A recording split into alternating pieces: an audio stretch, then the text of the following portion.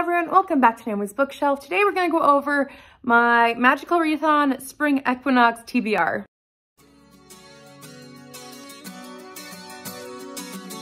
So first of all, I'll quickly tell you that my calling I'm choosing to go for is an Archmage. I am from the House of Arcane, making sure that's right. Yes, so I actually am quite qualified for that. And I feel like that's just a given. I'm always knowledge seeking and I set the character that I'm making after myself very much so. But because I like to just be an overachiever, I have a book set for every single prompt. And all of them actually come from the books I already planned on reading this month, which is great because I didn't really want to add anything else because I have several big books on this TBR. And I mean, I tend to read a lot anyways, but I added up all the pages from what I want to read and it's like over 5,000. So I'm hoping I can get them all done. To be fair, one of the books themselves is over 1,000 and another one's 800. So I'll let you know what they all are as we get into it. So let's just go down the line through the prompts. The one of alchemy is to read a romance, and I'm going to be reading Plot Twist by Bethany Turner. I'm going to be reading one for every prompt, so I'm going to obviously prioritize my callings ones, but I'm going to be trying them all. This one is one that's on my TBR clue, and it's a Christian romance. It's a standalone, so even better, and it's one that I bought and forgot I had bought, so I'd like to mark it off of my list. It sounds really cute. It sounds like it's about a screenwriter and a potential actor, but also maybe not. I don't know. It sounds fun. For animal studies, I'm going to be reading The Murder at the Vicarage by Agatha Christie. This is for a quick read prompt as I read her books very quickly, like in about an hour and a half typically. I read about 100 pages per 30 minutes. So this should be really quick and easy to read. It's a reread. It was 5 stars the first time and I'm expecting amazing things again. This one is the first Miss Marple book and I am very excited to reread it. This one will also count for the book covered book club, which I forgot to mention in my TBR clue, as the prompt is to have a blue on the cover. And this one is a very blue, maybe tealish blue, but very close to it.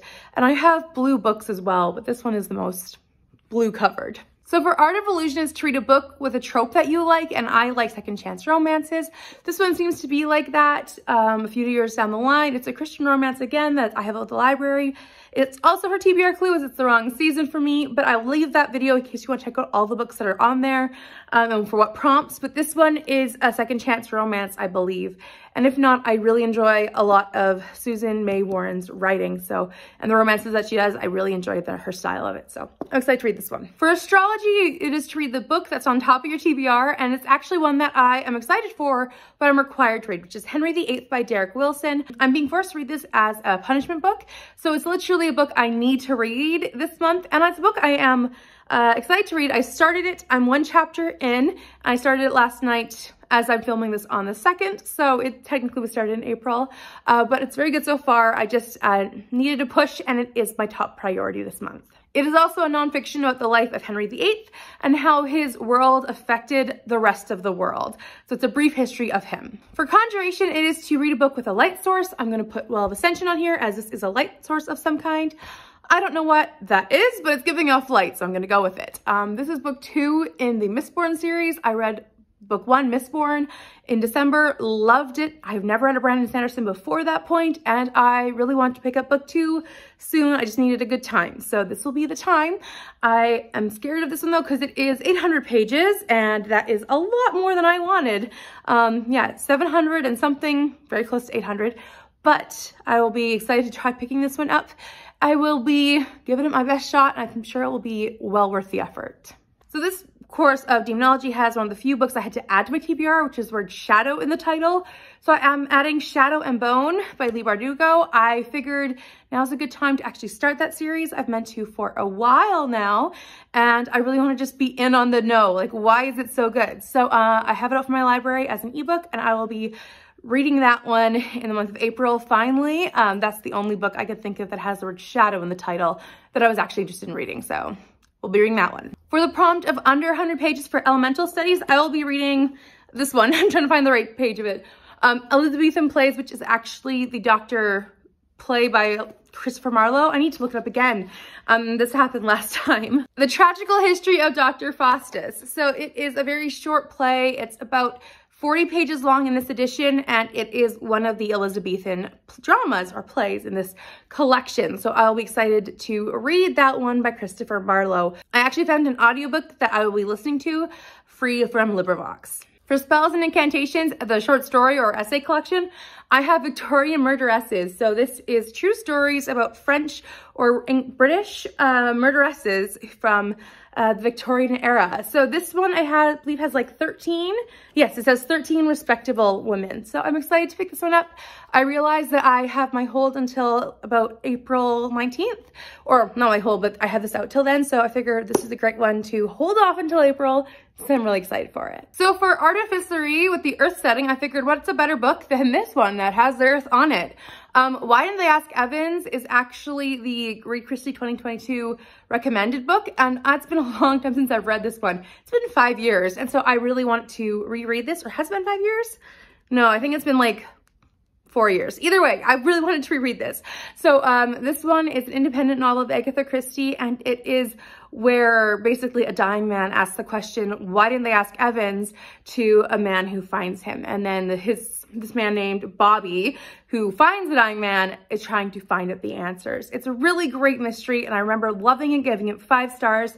And I can't remember all the finer details now, but I really want to read it so I can know all the finer details and hopefully maybe watch the new show that's coming out, and hopefully they won't ruin it. For Inscription, the intimidating book will be Gone with the Wind. This is my 1,000-page book. I'm really starting from scratch because I literally have only read the first paragraph, and I am really intimidated by this. I really want to read it, but I'm really scared too in some ways. It's just so big, and I've had a rough history with this. Rough being I tried to watch the long video, and I did like the video cassettes kind of thing.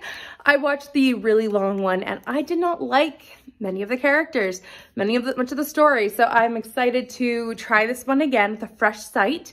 I have the audiobook and I have the ebook for free, and now I have this, so I have no excuse. And this is also for a read-along that Tori from Hufflepuff Discovery is hosting. So I'm like, this is the time. This is the time. But it's still very intimidating, no question. I'm hoping it doesn't topple because this one is not big enough, I fear, to keep everything else up. So this one might be a bit of a stretch. I might not go with it all the way. I might read something else, but I'm gonna go with, for lore class, which is myth inspired, to go with Aggie Morton Mystery Queen Peril at Owl Park. I have to return this in a few days, so I'm gonna read it this weekend. But this one is about Agatha Christie when she was a child. In case you are new to my channel, I'm a massive Agatha Christie fan. All of these books here and these books here are Agatha Christie books, and I already have 2 Agatha Christies on my TBR and an Agatha Christie inspired book. I'm going with this one because it's like, what would Agatha Christie be like as a child?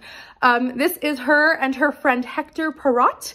She's a famous detective named Hercule Poirot, which is very fun. I loved book 1. This is book 2 in the series. This is also a very blue cover, so this would also work for the book covered book club.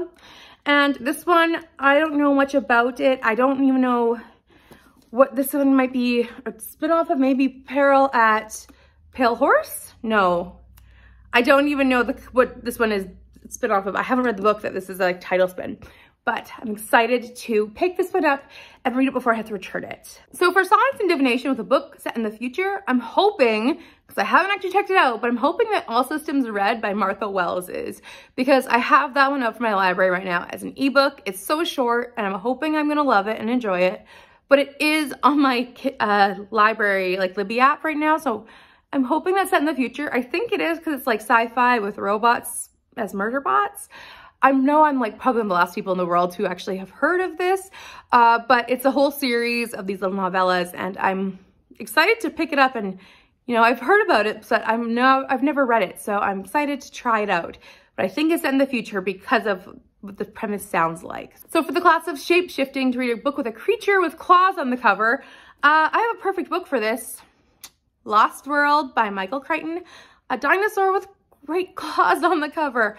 I need to read this one for finishing off my duology of this series, Jurassic Park and then The Lost World.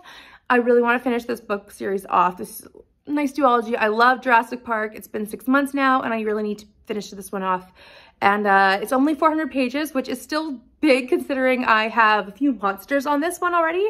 But I'm excited to give this one a shot and finish off the series and see what happens next to the world when the dinosaurs are loose.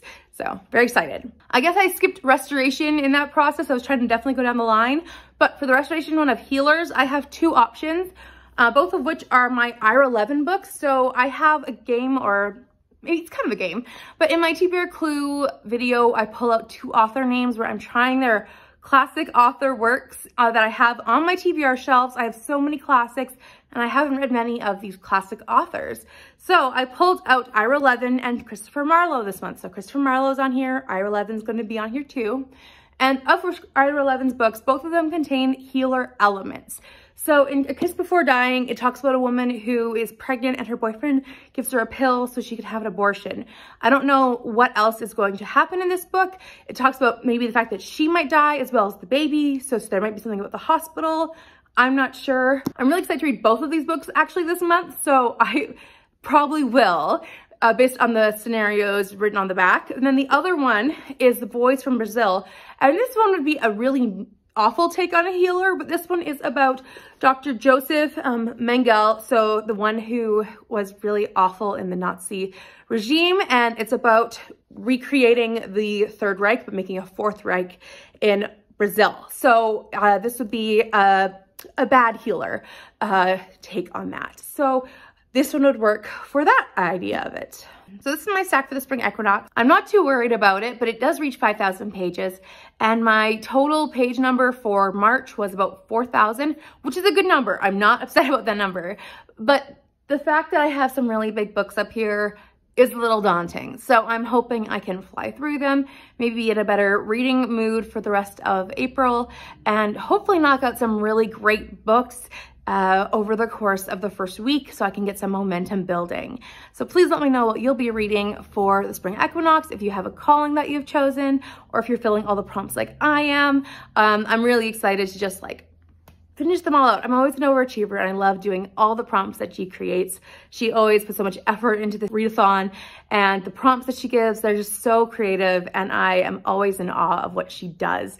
So I'm so happy to be participating once again in this readathon. So please let me know, like I said, what you'll be reading, what your calling will be. Also, if you're new here and you'd like to, please subscribe. And if you enjoyed this video, give it a like, and I will talk to you next time. Bye for now.